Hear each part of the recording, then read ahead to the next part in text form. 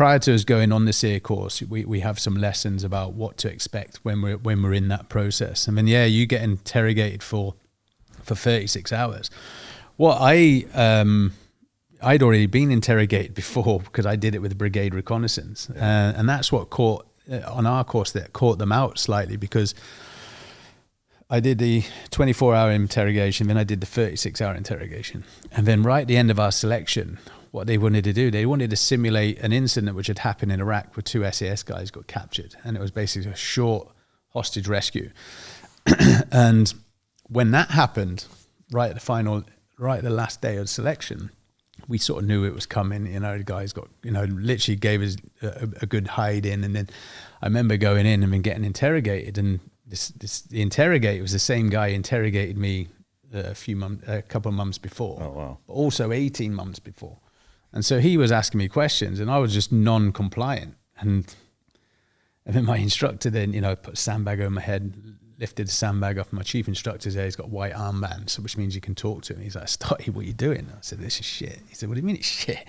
I said, this same guy asked me the question. And it basically was asking me what food I wanted and what drink. Yeah. And amenities. And I said, well, I answered him twice before and he never gave me that, so why would you do it now? Yeah. And then realized actually in our doctrine that you can only be exposed to interrogation twice in your whole career. The whole shock and capture goes. Really? Yeah. Like that's a legal thing? Yeah, not a legal thing. It just means you're not having the same impact because you've gone through it twice before. Gotcha. Yeah, so selection were then unaware that actually the guys coming on selection have already been through the SERE process. Yeah, I gotcha. So they actually changed it. Because I ended up dying on that. They shot me in the end. And I was like, oh shit. Because I was like, he's not going to kill me because it's the last day of selection. Yeah. They're not going to spend millions of pounds and then kill me off. So that was interesting. So we had the SERE phase for 36 hours, and then some guy. I remember a guy on ours actually. And then in between your interrogations, you're in stress positions. They're keeping you awake. They're putting you in positions, a sandbag over your head, your hands behind your head and stuff like that. Are you living quarters wise? They have you in like little boxes, or? Oh, we didn't know where we were. Okay. You ended up in like a shed in the middle of nowhere. And then they have all the white noise, the dogs, and then the different types of interrogators, the good cop, the bad cop, all those scenarios, and cameras in your face. They're trying to go through all the, and it's a great process because at the end you then sit down with they have psychologists there and explain, because they said one of the things you've got to try and do is obviously relate to your captor. Stay alive as long as possible for the guys to come get you is what it is. But you're not allowed to show any sort of form of aggression or anything like that. And the woman said to me, "Oh, you showed aggression." I was like, "When?" And what it was I came in the room one day and the guy, you have no laces in your boot and you got no socks on, and I had cuts on my feet, and he took my boot off, put it on his leg, and got a wet wipe and started cleaning my toes, which for me was like, and I'm just like, apparently my facial expression was like, what's he doing? So they go through all those scenarios with you. Yeah. It sounds very similar to the United States SERE School. Each branch has different variations of it, but it's all based, and it's very similar length and structure and everything. I will say we, at least for the Navy side, Navy Marine Corps side, the one that I went through, it's basically the size of like a dog crate made out of concrete, but there's like this long row of it, one side, and then another one so you're facing, and there's like this little canvas flap that you put down if you're going to take a shit. You shit in a coffee can, and the only time you can put that flap down is if you're shitting. Now, of course, people would put it down and pretend to shit just to cover up and try to pass notes and whatever. And you're sitting on this like little wooden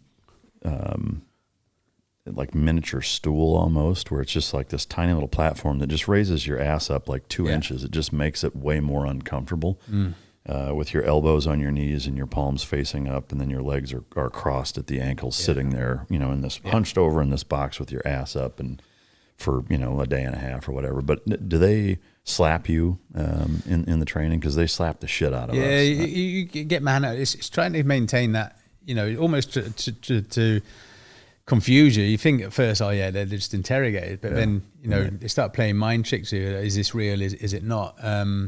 They do. I remember, and the guys that fail that phase as well. Some guys get caught being in a farmer's house or something, sat at the table, having a full-on breakfast, because the instructors know great. everyone. Yeah. So some guys get caught doing that and get kicked off selection. And do they kick them out, or they recycle them through SERE? It depends on, by that time they've obviously proved themselves on the hills. They probably have to. It all depends. Yeah. All depends. I suppose if you're having breakfast at a farmer's table, they may say, "Fuck you, you're out of here." To me, I would respect them enough. Like, if you're that ballsy, like, you just need to go through it again. Well, again, one instructor said, "Look, it happens. Just don't get caught. That's all it is. So just be smart about it." But and then there was a guy on mine actually.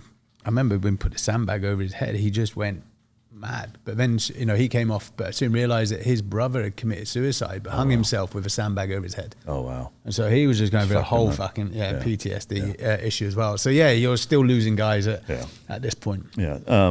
For the actual Fieldcraft portion of the week leading up to the interrogation, when you're captured part, did they do a lot of instruction to teach you, and did you think it was actually worthwhile or kind of cheesy? No, it's a good question, actually. We had a guy... Bear Grylls? No, not Bear Grylls. No. He was before Bear Grylls. He was called Ray Mears, his name was. He was like a survival expert. And I remember, his things would be like, he'd teach you, right, if you can get a teaspoon of sugar, some brake fluid. And I'm like, well, if we can get all of that in a newspaper, we're not in a survival situation. So he ended up not doing it on selection, because everyone thinks you're survival experts. We're actually not. We get taught enough, because for us, we're not going to stay in the same position and start building all these fancy Ewok villages. You know what I mean? We literally need to be remaining covert and moving from position to position. But there was an old lady, the mushroom woman. She was about 80 years old, and the lads were just fascinated with her. She knew everything about fungus, where to find mushrooms that you could eat, testing things like that. So for us, we had the basic Fieldcraft. Some guys may have done survival before, but it's not a survival exercise, because you need to be moving, and it's basically what food can you get, what water can you get whilst on the move. So we're not great. I wouldn't say we're great survival experts, Yeah. Same here. I mean, and even the stuff that they taught you, it was pretty rinky dink. Like some of the stuff, it's like, man, I wouldn't take the time to weave a fucking wooden basket to try to catch fish. Like you sit there for 6 hours fucking with it. It's like you could be, 5 miles further down, whatever. But it's, like I said, it sounds pretty similar. But so then the last phase goes to counterterrorism, and I assume it's similar to a lot of the training that we do, but it's it's pretty dynamic. It's pretty stressful, because there's hostage scenarios if you shoot the wrong target. Yeah. If you sweep your buddy, like, is it live fire? Is it not? How does that? Everything's live fire. Everything. So everything from the day you start selection is live firing. Yeah. And the reason for that is there's no complacency then. And that's why the weapon safety is so important. But again, you're doing different methods of insertion. We're blowing in through windows. Guys are coming in, sweeping the rooms. There's all the basic calls that you need to do, but it's all that situation awareness where the rest of your team are.